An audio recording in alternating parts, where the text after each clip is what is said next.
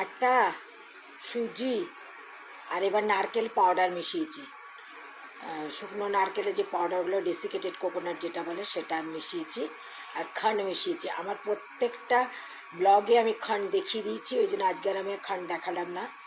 আটা যতটা নিয়েছি মানে তার 1 ভাগ আমি নিয়েছি সুজি, আর ডেসিকেটেড কোকোনাট আর মৌরি, ঘি, খান্ড মিশিয়ে জল দিয়ে এটাকে মেখেছি।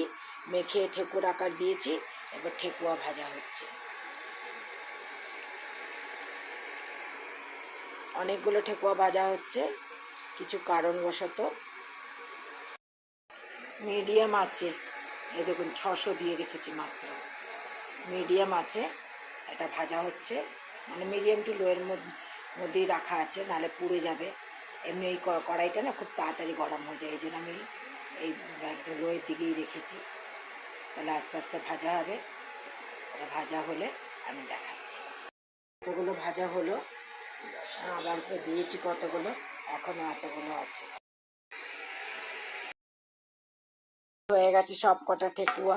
দেখুন আওয়াজ কেমন, ঠেকুয়াগুলো সব কটা খুব সুন্দর হয়েছে, একটুও খোলেনি, দারুণ হয়েছে। একটা পার্টি আছে সেই জন্য এটা করা হয়েছে।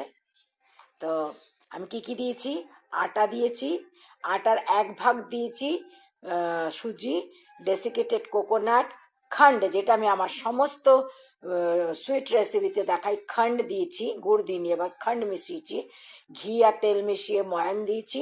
তারপরে আমি তেলে ভেজেছি, মিডিয়াম টু লোয়ের দিকে রেখে ভেজেছি, ভেজেই এতগুলো হয়েছে। তাহলে এরকম করে বানিয়ে খাবেন। আমাকে কমেন্টস করবেন, লাইক শেয়ার করবেন, সাবস্ক্রাইব করবেন। আসি তাহলে, নমস্কার।